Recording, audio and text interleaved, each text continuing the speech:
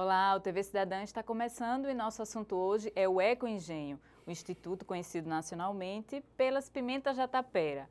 Mas o nosso assunto não é só esse não, a gente vai conversar sobre todos os projetos da ONG e conosco aqui para nos dizer como é que funciona a ONG, a história e tudo mais, José Roberto Fonseca, que é o presidente do Instituto Ecoengenho. Muito obrigado por sua presença aqui no TV Cidadã. Temos muito o que conversar porque o Ecoengenho já tem 10 anos de história, né? E eu queria começar por aí, Zé Roberto, contando como é que surgiu o Ecoengenho.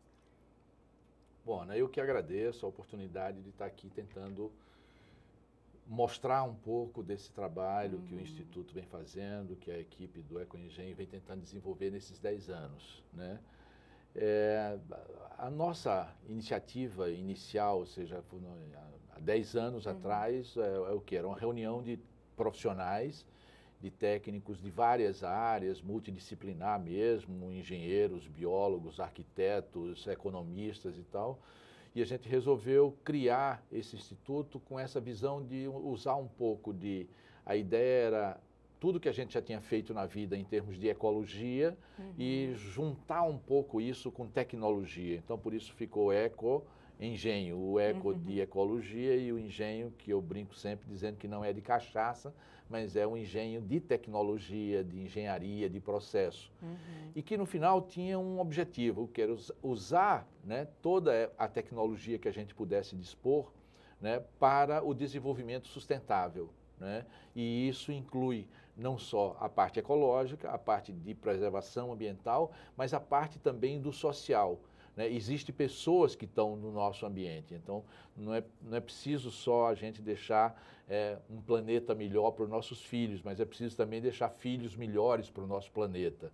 E aí entra a ideia de geração de renda, A ideia de geração de renda. Então, quer dizer, foi com essa ideia que a gente imaginou que, mexendo com tecnologia, você também não podia esquecer o capital. Ou seja, não posso chegar numa determinada comunidade simplesmente preservar a área que eles tinham para fazer plantio. Né? Mas se eu puder usar o extrativismo como processo e colher alguma coisa daquela área para que gere renda para essa comunidade, seria o processo ideal. Então, nós iniciamos todo um trabalho no começo mesmo do nosso primeiro ano. Foi um projeto herdado da Fundação Teotônio Vilela, o projeto Luz do Sol, e nós conseguimos o repasse do convênio do BID, que era o Banco Interamericano de Desenvolvimento, e demos continuidade a esse projeto, que era uma parceria com o Banco do Nordeste, com uma ONG americana chamada Fundação LaGuardia, uma empresa também que fornecia os módulos fotovoltaicos, e iniciamos colocando energia solar nas casas. Esse programa é o programa Luz do Sol, Luz do Sol. Quando eu digo botando energia solar nas casas, não é energia para aquecimento de chuveiro, é energia como luz. As casas no semiárido não tinham luz elétrica, viviam em uma luz de chamas. Então era colocar 2 lâmpadas ou 3, uma tomada para uma televisão, né, e eles terem a possibilidade de viver com iluminação igual à nossa, que eles eram excluídos do processo.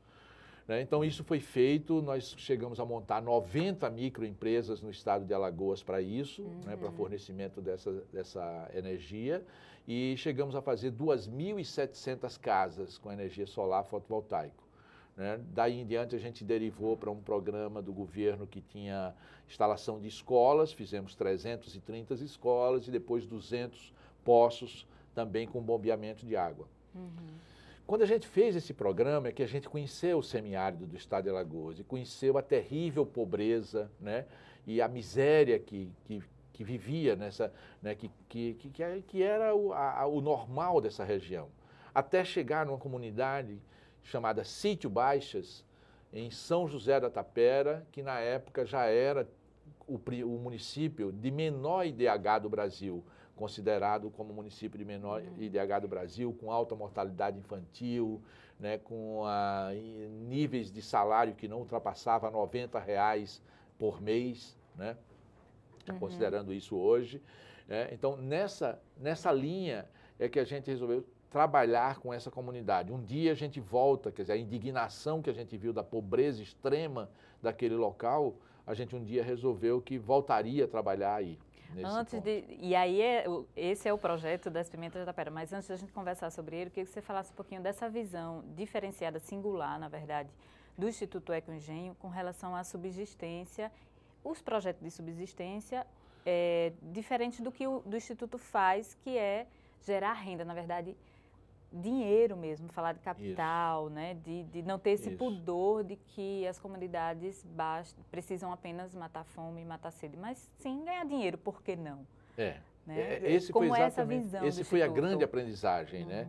Quando eu digo que a gente percorreu o semiárido todo e constatou essa pobreza absoluta, a gente aprendeu também que tudo que estava sendo feito nessa região, né, em termos de gestão pública mesmo, era em busca ou seja, da subsistência. Então, vamos ali plantar cultura de subsistência, o importante é a segurança alimentar, então o programa 1 milhão de cisternas que vai trazer água para todo mundo, mas essa água era para beber, pela pouca quantidade que tinha, então água como fator de produção não existia, culturas como fator de produção não existia e ainda não existe, né? E aí isso começou a fazer com que a gente começasse a moldar um programa que a gente terminou chamando de H2Sol, né, que é o água solar, né, onde a gente brincou um pouco com essa história de que o Sol era sempre o vilão e o Sol é o maior fornecedor de energia do planeta.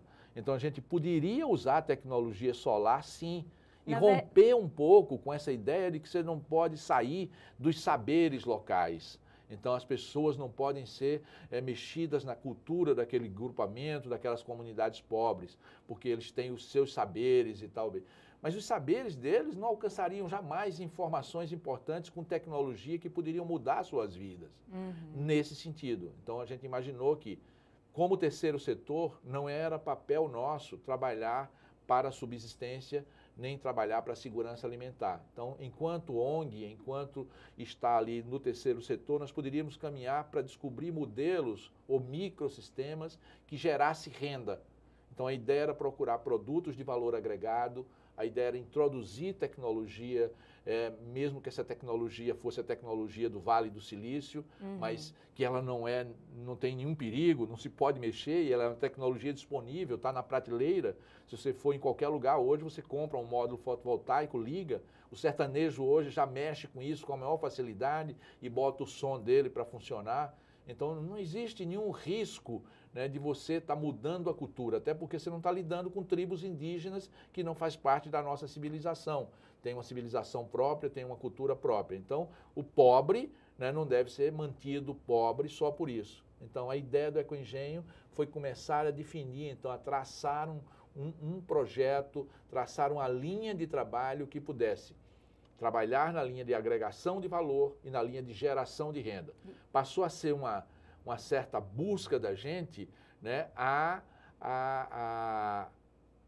erradicação da pobreza, né? Ou seja, gerando renda de verdade. Eu posso dar educação, eu posso melhorar a saúde, eu posso fazer tudo isso, mas se eu não gerar renda numa comunidade, eu não elevo o IDH.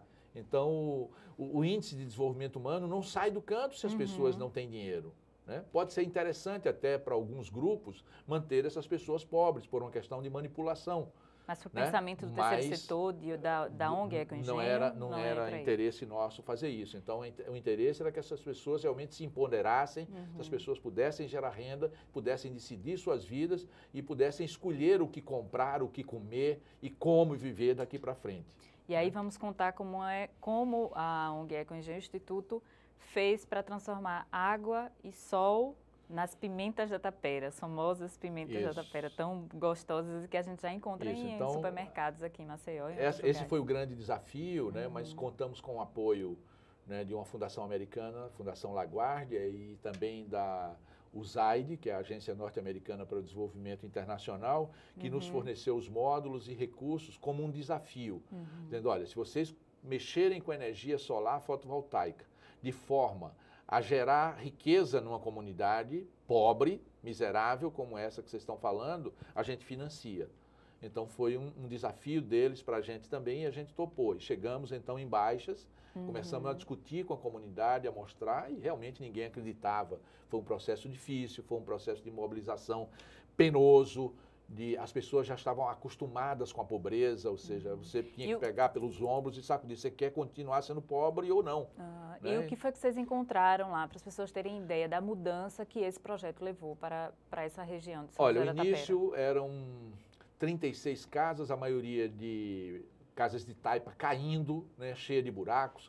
Eles tinham, inclusive, as galinhas deles, eles botavam dentro de sacolas e penduravam no teto para a raposa não comer, porque as casas não fechavam. Né, uma situação de miséria absoluta. Eu diria que até abaixo da linha de miséria, não era nem abaixo da linha de pobreza. As crianças não iam para a escola porque eram chamados de urubus de baixa, porque cheiravam mal.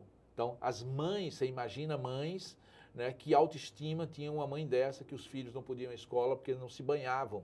Né? A situação era realmente crítica, não dá para esconder que isso existia lá. Né? E óbvio, não se banhavam porque não existia água. Água porque era um baixio, o carro-pipa também não chegava e era uma comunidade tão pequena que não havia interesse em ajudar. Então, na realidade, isso acontecia e foi assim que a gente encontrou.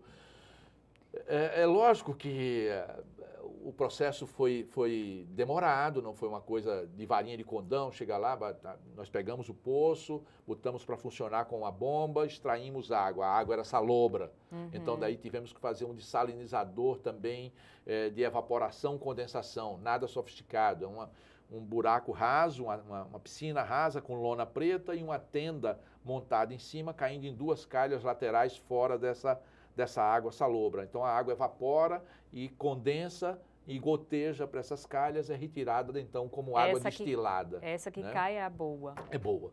Então com essa água a gente poderia fazer alguma coisa, ou beber, né? Ou então produzir alguma coisa. Como o fato era produzir, a gente teve uma parceria de um amigo, um engenheiro agrônomo que já tinha testado esse experimento hidropônico, foi o Mário Calheiros, e então nós levamos o Mário lá, pegamos uma assessoria com ele e instalamos esse canteiro de garrafas PET, né, que circula toda a água, ou seja, você tem a água correndo de garrafa em garrafa, as pimentas são plantadas dentro dessas garrafinhas, isso tem nos nossos folders, e então essa água depois é bombeada de uma caixa d'água inferior para uma superior e fecha o circuito e fica alimentando as plantas o tempo todo com sais nutritivos para essas plantas. E essas ideias foram bem absorvidas pela comunidade? No começo se olhava muito diferente. Pô, nunca se viu plantar dentro de uma garrafa de Coca-Cola, isso não existe, doutor Zé Roberto, isso é maluquice, vamos lá e tal. Mas na hora que as frutas começaram, que as pimentas começaram a dar os frutos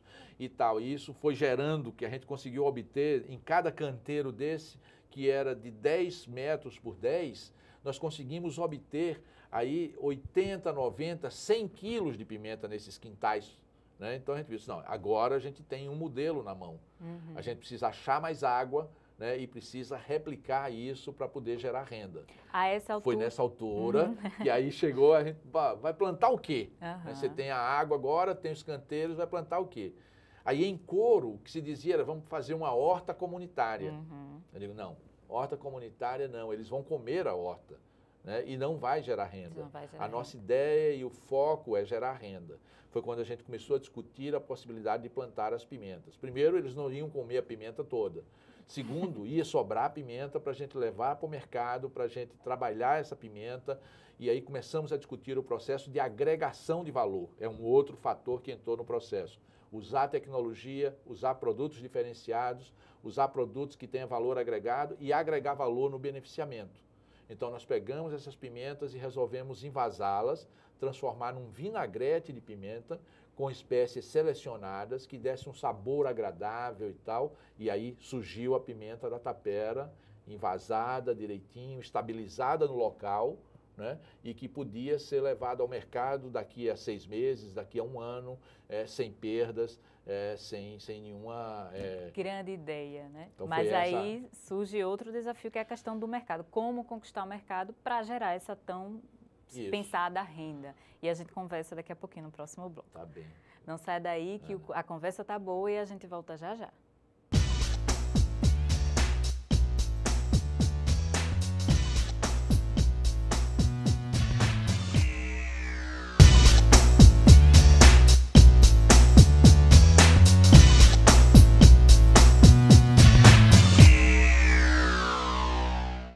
Estamos de volta com o TV Cidadã, que hoje conversa sobre o Instituto Ecoengenho.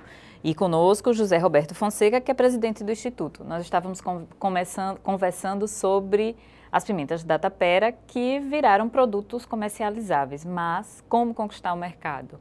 para conseguir renda, né? Gerar renda, que era o objetivo principal do projeto, né, José Roberto? Esse era o desafio final, ou seja, a ponta do processo. Quer dizer, produzir só não era importante, né, fazer com que eles trabalhassem no processo, mas tínhamos que vender isso. E se pensava muito numa coisa que vivia sempre se falando, arranjos produtivos locais. Então você produz isso e vende na feira e tal, e por ali mesmo. Não, a gente rompeu também um pouco, essa quebra de paradigma foi significativa. A gente começou a estudar que deveríamos colocar isso em nichos especiais de mercado. Então já foi umas maluquices que a gente começou a pensar que deveríamos sair com esse produto dali para outro canto, que a ideia fosse produzir com pobre para vender para rico. Então, como a ideia era agregação de valor e geração de renda, a ideia não era colocar essa pimenta nos mercados locais da região do semiárido, mas trazer para o mercado principalmente de Maceió, por ser um produto ainda experimental, internalizável. Então, foi quando a gente começou a discutir. Os especialistas, desculpe lhe interromper, mas os especialistas chamam isso de pensar fora da caixa. Exatamente. Pensar diferente do Neves. Foi um dos livros que nortearam essa ideia, pensar fora da caixa. Então começamos a imaginar isso e foi quando eu comecei a discutir com alguns hotéis como o Ponta Verde, que foi um dos primeiros a encampar a ideia, um processo que foi demorado, mas pimenta no apartamento não e tal, mas olha, se eu tiver uma pimenta ou 2 vidrinhos de pimenta em cada apartamento, 200 apartamentos é uma vitrine imensa para o turista vir comprar e a gente tem um folderzinho, então o folder acompanharia, conta a história do projeto e tal, então isso a gente estaria vendendo, mostrando para o hotel que ele estaria vendendo não a pimenta só, mas estaria vendendo o projeto também. Isso faria parte da responsabilidade social dele. Então, na realidade, a gente chegou aos hotéis, chegamos ao Palato, hoje no Brisa Tower também está a pimenta lá e tem mais alguns outros hotéis em Maceió que estão entrando no processo agora e eu gostaria de que mais hotéis pudessem entrar, porque aí a gente fecharia a produção. E né? qual é o feedback que vocês recebem do turista mesmo, que está lá na ponta? Maravilhoso, eu recebo 3, 4, 5, 6 e-mails por semana dizendo que teve em férias em Maceió, no Hotel X, e comprou a pimenta da tapera, só que acabou e agora eu quero mais, onde é que eu compro? Vende em São Paulo, não vende, e a gente tem mandado. Né? Era isso que eu ia perguntar, vocês estão pensando, já tem articulado essa questão de mandar para fora do estado? Não, porque esbarramos num processo, qual é? Antes tinha uma lei que a gente usava, que era uma lei que existia do governo anterior sobre a microempresa social, né, que a gente legalizou essas pessoas dessa forma e poderia tirar a nota fiscal e mandar. Hoje a gente está tirando a nota fiscal como produtor rural. Isso gera um processo mais complicado. As pessoas de fora têm que depositar um cheque, fazer um depósito numa conta. Você já pensou o que é cada uma família pobre dessa que está plantando ter uma conta bancária aberta com uma tarifa de 30, 40, 50, 80 reais? Né? Então tem que encontrar um meio de que a gente possa vender isso para fora com mais facilidade. Mas essa venda nos nichos especiais dos hotéis em Maceió, se a gente pegar mais 2, 3 hotéis grandes, né, que possam absorver, a gente fecha completamente a produção de baixas e torna essa comunidade altamente sustentável e com a sua vida completamente modificada. Hoje as pessoas têm a satisfação da gente de chegar lá e ver as pessoas limpas, bonitas, bem vestidas, rindo, né? E satisfeita, a moradia mudou, uma outra ONG chegou junto, refez as casas de taipa, então recentemente uma emissora de TV está fazendo um programa que está lançando ao ar agora no sábado 29, a programação, a Globo, fez um programa específico sobre esse projeto nosso, né? Então, a partir daí, então, deslanchou. Então, de repente, a gente tem um modelo, né, de um microsistema que pode realmente erradicar a pobreza. Não teve a ideia só de matar a fome nem matar a sede, mas modificar a vida dessas pessoas, inclusive com o que chama-se mesmo de cidadania, o poder e o direito de escolher o que quer, para si, para sua família, para seus filhos. Então, essa finalidade a gente cumpriu em Baixas, lá em São José da Tapera, com a pimenta da tapera. E a boa notícia é que esse projeto também já está sendo levado para outras regiões do estado, né, José Roberto? A Ecoengenho já tem o projeto Aroeira, que é na região do Baixo São Francisco, também nesse modelo para produzir renda com as comunidades de lá. Conta um pouquinho onde é exatamente, se já está funcionando, se está na implementação, o que é que vai ser, o que é que vem por aí. Esse é mais um pulo do gato, ou seja, toda a aprendizagem que a gente teve no semiárido, né, a gente queria mostrar que fazendo isso em Baixas, a gente poderia reaplicar esse modelo em qualquer outro local. Né?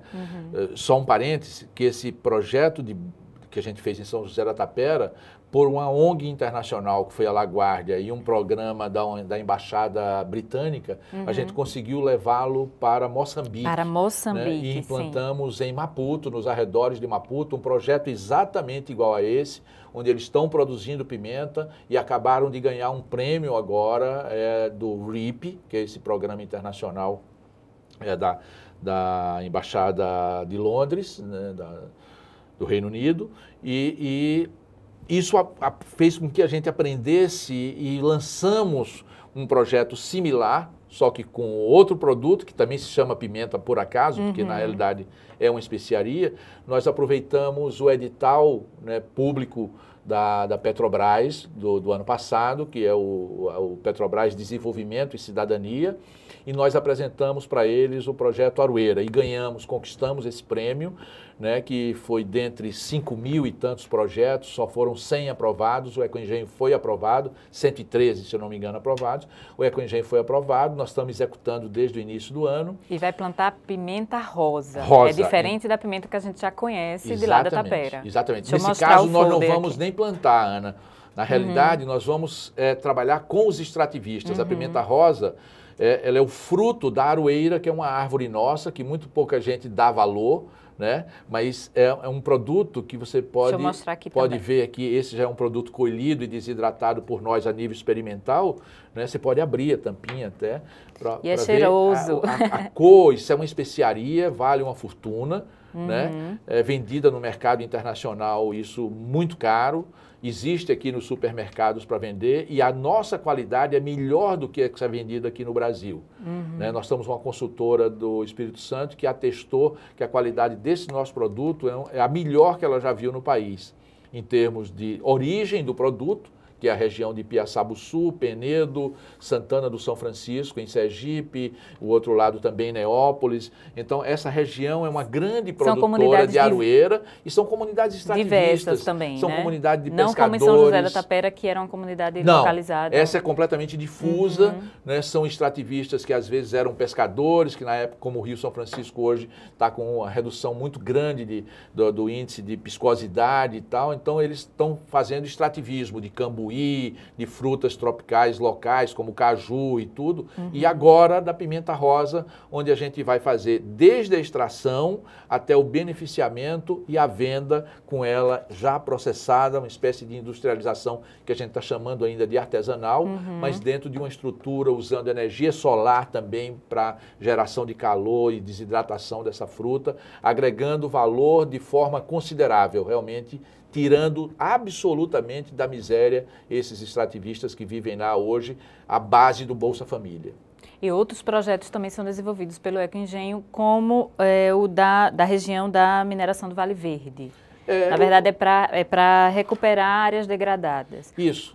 Para as pessoas entenderem como a recuperação de áreas degradadas pode gerar renda para as pessoas. É verdade. Então, ou seja, o projeto de recuperação de áreas degradadas faz parte também de um financiamento da USAID, num consórcio de ONGs que a gente tem chamado de Energia Limpa, o consórcio de Energia Limpa, onde a proposta era exatamente aí, é um plantio. Nessa região, a gente conseguiu já plantar 4,5 hectares, a ideia inicial era 5 hectares, depois expandir isso, de aroeira, para consorciar esse plantio com outros produtos de valor agregado, ou produtos também de ciclo curto que eles já fazem lá nessa região do Agreste. Em que pé está esse projeto? Já está acontecendo? O projeto já está plantado, as plantas já estão com mais de 1 metro e pouco de altura, já teve a primeira frutificação, nós já estamos entrando na fase de treinamento, né, da equipe técnica da mineração Vale Verde, que adotou o projeto, fez uma parceria conosco, é muito importante, porque eles vão ter futuramente que relocar pessoas, possivelmente de alguma região onde vai ser extraído o minério de cobre e ferro, e essas pessoas vão ser deslocadas para outro local. E eles não queriam fazer isso simplesmente jogando essas pessoas num outro local e dizendo se virem. Né? A ideia era fazer isso e fazer com que eles fossem agricultores como sempre foram, mas mudando também um pouco a concepção da agricultura de subsistência. Em vez de só plantar fumo e mandioca, né, o fumo, mandioca, milho, feijão, abóbora, plantar algum produto de subsistência. Então, o diretor da empresa, né, encampou a ideia, contratou o Ecoengenho, né, como um parceiro no projeto, e hoje nós estamos trabalhando lá na ideia de recuperar essa área degradada, porque a aroeira é uma árvore, né? Ela é chamada árvore do sabiá, então ela vai atrair pássaros locais e esses pássaros vão também fazer a disseminação de outras sementes, de outras espécies. Então, o próprio bioma caatinga, de repente, começa a se regenerar a partir de uma cultura de aroeira colocada nessa região. Então, é essa a ideia do projeto também, do ponto de vista... Você vê que aí a gente junta o ambiental, que é a recuperação da área degradada, com o social, que é colher os frutos para as pessoas que estão morando embaixo. Né? Então, na realidade, é um projeto socioambiental que a gente está desenvolvendo junto com a mineração Vale Verde. Lógico que a gente falou durante toda a conversa sobre o papel, né, do terceiro setor, de uma ONG para transformar a vida das pessoas, mas eu queria que você falasse um pouquinho nessa experiência de 10 anos, né? Como o terceiro setor pode realmente mudar até a concepção das pessoas sobre o papel desse setor para o desenvolvimento do Estado, do país mesmo. Dentro da sua experiência mesmo, que mudanças, de repente, em você ou na sua equipe aconteceram para que vocês realmente disseram, para vocês dizerem, realmente, a gente tem uma participação muito importante, sabe, para o desenvolvimento dessas comunidades, do nosso Estado, do nosso país, né?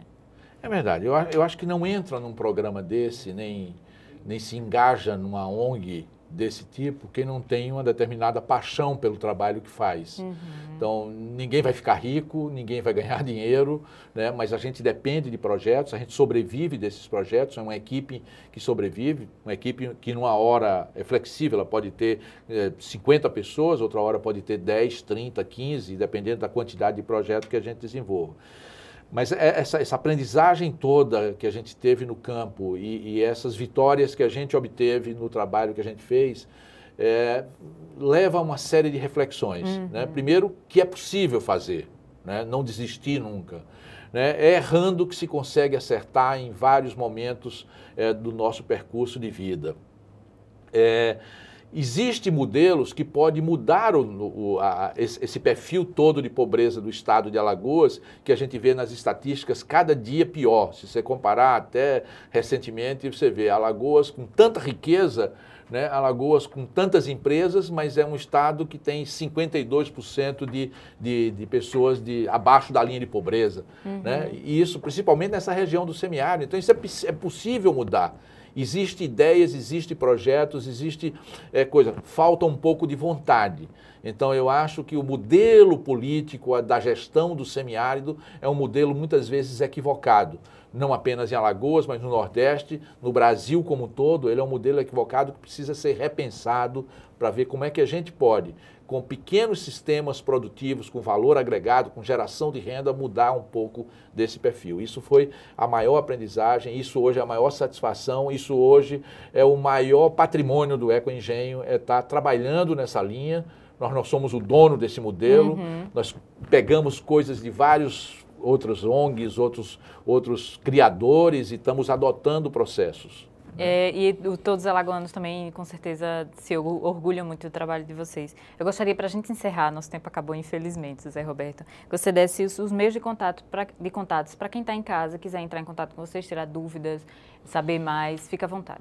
Bom, nós trabalhamos ali na Gruta de Lourdes, no final da rua do Hospital Arthur Ramos, entrando à esquerda.